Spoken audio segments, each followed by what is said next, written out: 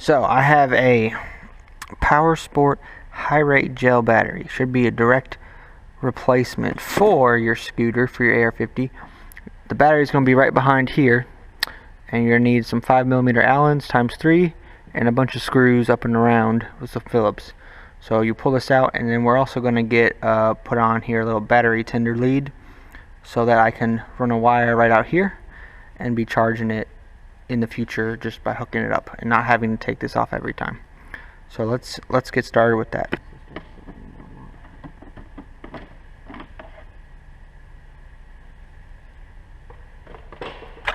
So let's see, there was 1, 2, 3, 4, 6, 7 screws to get that off. Alright, and your battery's right here, and hopefully that looks like the same size as this one. And my battery is completely toast.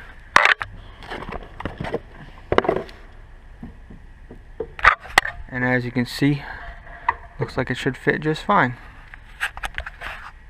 So let's get it in. Alright, so before I hook up my battery, I've got my lead for my charger. Alright, so I'm going to route it right here so it's kind of hanging down, you know, not facing up, so when it rains it's down. And then I'm going to stick it right up through here and over into both batteries. Okay, so that way my lead, it's going to rest on this knob. Now obviously you can run it any which way you want. It depends on where you want this out. Some people want it just hanging straight down. I'm going to make mine kind of visible though, so I'm going to put it like this, and that way I could zip tie it. I could zip tie it to here if I really needed to. So let me do that. Alright, so as you can see, I got my negatives over here, my positives over here. Before we put the cover back on, it's going to sit up like this. Might not be a bad idea in the future if I put some kind of more protective coating around right here, just because that's on the frame. Don't want any grounding out.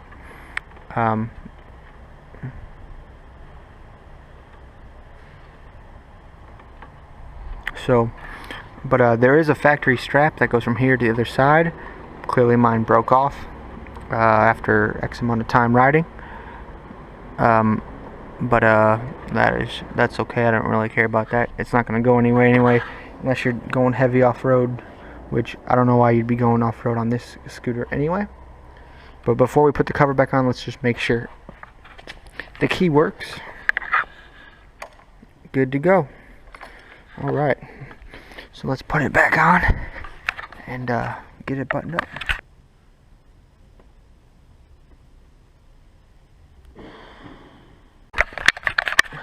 Alright, so now I've got it back together. Everything's snug. And I've got my lead right here. So I'm just going to drop it, like I said before, right through. And I can zip tie it right there later. And that way I've always got my charging lead if I want to charge it. Sit it on a trickle charger, or when I know I'm not going to be riding it for very long. So, got your AR-50, some nice battery, a nice battery to install, and a recommended modification for anyone who doesn't ride their scooter regularly.